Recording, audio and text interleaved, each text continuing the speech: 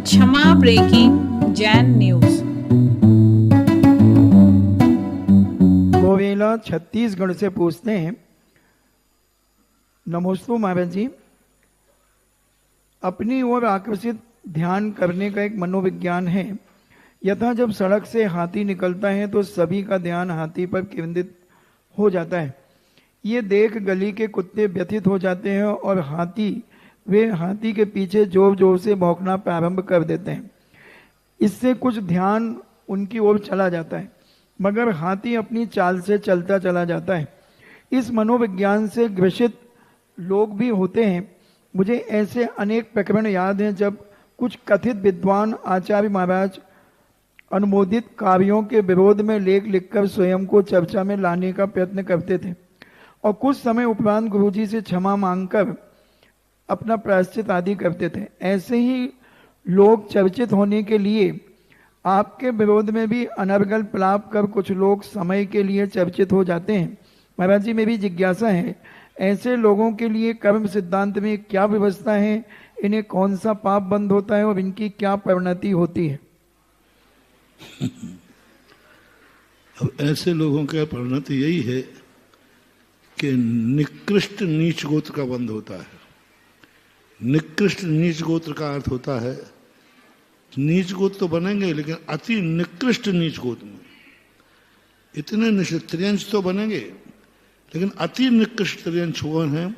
त्रियंश तो गाय बैठ भी होते हैं, लेकिन सबसे निकृष्ट त्रियंश का, ऐसे लोग त्रियंश तो बनेंगे लेकिन शुकर बनेंगे। ये सबसे निकृष्ट त्रियंश कहलाता है। नीच गोत्र आएगा लेकिन सबसे निकृष्ट नीच गोत्र आएगा। तो इस प्रकार के अशुभ कर्मों को बंद तो करते ही हैं। और आचार्य श्री के तो हाँ ठीक है, कई बार लोग करते थे। हमारे आचार्य तो गजबत विश्राम करते थे। और अपना तो बात कहो ही मत, हमारा तो चुनाव चिन्ह ही कुत्ता है। क्या है चुनाव चिन्ह? मैं आज दुनिया में हमारा अस्तित्व है भक्तों के कारण नहीं, कुत्तों के कारण है। सारा भारत दुनिया जानती है। और करूं क्या, मेरे आचार्य श्री से जब सबसे पहले मैंने बिहार किया तो आचार्य श्री से कहा, आचार्य श्री हम लोग क्या करें, इतनी बड़ी समाज है, ये आप कोई नहीं छोड़ती, भगवान कोई नहीं छोड़ती, तो हम लोग क्या करें? तो मैंने कोई महाराज ऐसा सूत्र दो जो कि जिससे कि हम कुछ इन सब विपरीत परिस्थितियों में भी अपने परिणाम संभालें। तो मुझे अच्छी तरह ध्यान है, नैनागिर की घटना है। उन्होंने आशीर्वाद देते कहा, गजवत विचरण करना है। गजवत, हाथी के समान विचरण करना है।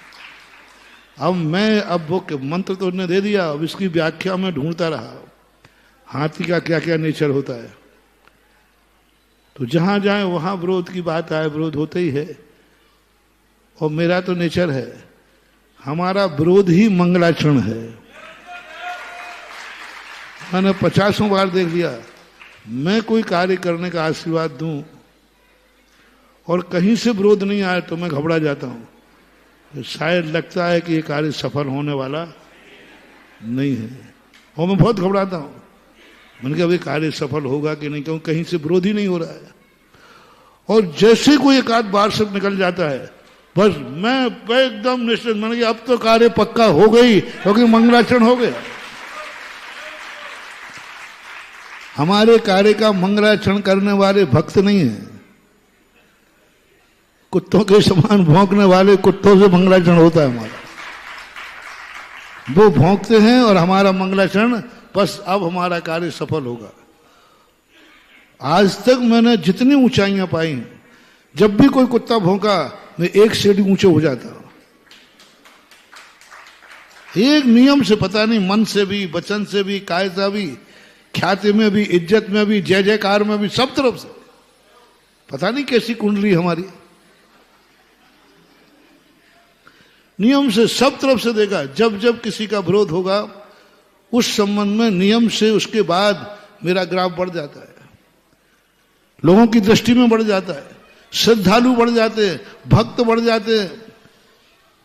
और बहुत एक बार एक सांगानेर के संबंध में था, जब मूर्ति भूगर्भ से निकाली तो दक्षिण भारत के कभी लोग उत्तर भारत नहीं आते, और वहां दक्षिण भारत में कई एक साधु थे, आचार्य थे, उन्होंने काफी विरोध किया कि वो सांगानेर में ऐसा है वैसा है, खूब विरोध किया। तो लोग घबरा गए, बोले महाराज जी आपके विरोध में बहुत बार सब चल रही है, इस बार सांगानेर के महोत्सव में पब्लिक नहीं आएगी, बहुत कम होगी, क्योंकि जबरदस्त विरोध है। तो मैंने कहा तुम गलत कर रहे हो, डबल तैयारी करो, इस बार इतनी भीड़ आएगी जितनी आज तक नहीं आई। बोले महाराज बहुत विरोध है दक्षिण भारत में, बहुत जबरदस्त। मैंने कहा इस बार आज तक कभी रिकॉर्ड में दक्षिण भारत में 1 लाख दक्षिण भारत से अभिषेक करने वाले आए, 1 लाख, महाराष्ट्र, कर्नाटका, केरला। मैंने उनसे पूछा क्यों, आपके पास तो हमारी पत्रिका भी नहीं पहुंची होगी, आप तो मुझे जानते नहीं होंगे। बोले नहीं जानते। बोले हमारे यहाँ बहुत विरोध हुआ, तो हम लोगों ने सोचा जिस चीज का विरोध हो रहा है उसमें कोई दम है, चलो एक बार देख के आते। निषेध आकर्षण का कारण बनता है। यदि यहां एक बोर्ड लगा दिया जाए पर्दा डाल के कि इस पर्दे के अंदर बूढ़ों का देखना मना है, तो सारे बुढ़े जिससे उठते भी नहीं बनता है, वो भी पर्दा फाड़ देगा, मना क्यों किया। यही स्थिति होती है। वो कहते चले देखे तो सही क्या है। तो कई लोग ये सोचते थे कि हम इसका कोई को डाउन कर देंगे, नहीं, किसी की कुंडली में होता है जितना तुम डाउन करोगे उतना ही वो है। और इतनी पब्लिक आई, दक्षिण भारत की पब्लिक 1 लाख, देख के मैं दंग रह गया कि कभी दक्षिण भारत, उत्तर भारत के लोग तो दक्षिण अभिषेक करने जाते हैं गोमटेश बाहुबली का, लेकिन दक्षिण के लोग नहीं आते। लेकिन उस दिन आया, किन की बदौलत, भक्तों की बदौलत नहीं,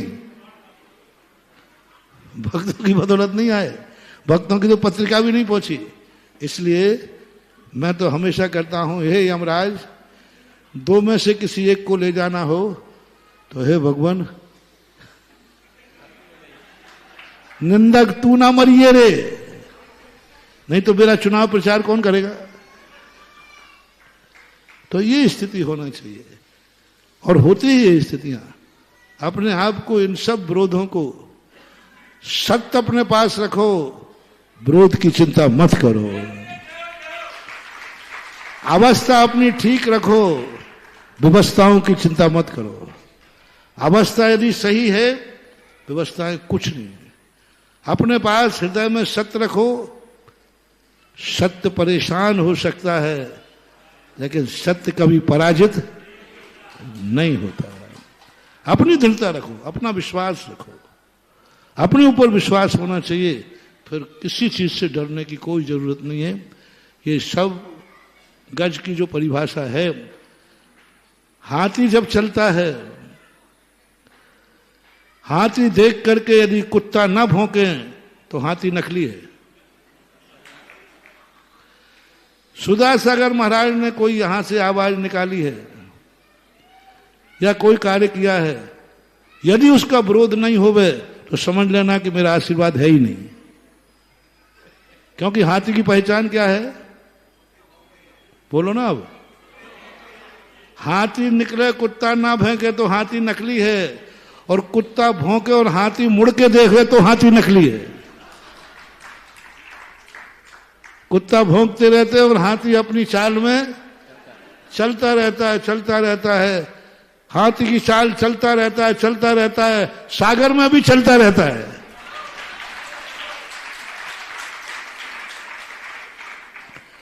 क्या सागर, क्या कलकत्ता, क्या मुंबई, क्या दुनिया, जहां उसकी चाल को सड़क मिल जाती है वहीं पर शान से। कभी हाथी ये देख के नहीं चलता इस गली से मत जाओ, इस गली में कुत्ते ज्यादा रहते हैं, उस नगर में मत जाओ, इस नगर में कुत्ते ज्यादा रहते हैं। हाथी कभी ये विचार करता है? हाथी यदि ये विचार करे नहीं इस नगर में मत जाओ कुत्ते ज्यादा हैं, इस गली से मत जाओ कुत्ते ज्यादा हैं, वो हाथी नकली है। हाथी को जाना है तो वो फिक्र नहीं करता कि इस नगर में कुत्ते कितने हैं, इस नगर में कुत्ते हैं। वो तो उनके बीच में से भी निकल जाता है तो भी उसको कोई फिक्र नहीं पड़ती। कुत्तों की चिंता करके हाथी अपना रास्ता नहीं बदलता, बल्कि कुत्तों के बीच में से निकल करके अपनी मंजिल को पा लेता है। यह हाथी का स्वभाव है। और मैं क्या करूं, मुझे जो टाइटल गुरु ने दिए, मेरा गुरु तो कभी गलत होता नहीं। मेरा गुरु तो कोई गलत होता नहीं। मेरे गुरु तो मुझे जो देते मैं तो वो मानता हूं।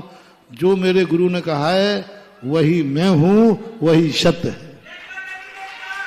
अब मुझे ये नहीं आया कि पहले महाराज ने कहा गजराज के समान विचरण करो, फिर कुंडलपुर में क्या बोला, डालेंगे।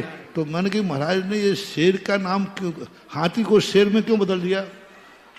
बाद में सोचा अरे गजराज बनने पर कुत्ते ज्यादा भौंकते हैं, बीच बीच में शेर की दहाड़ कर दिया कर।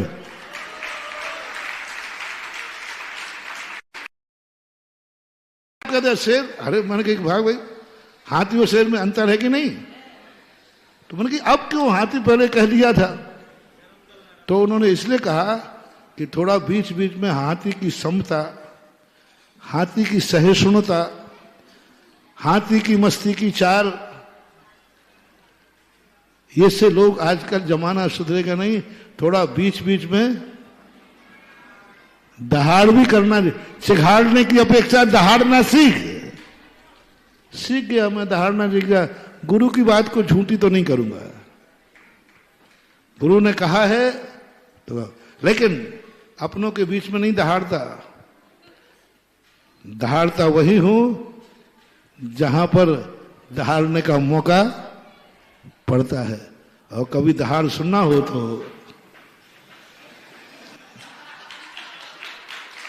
कोई बात नहीं,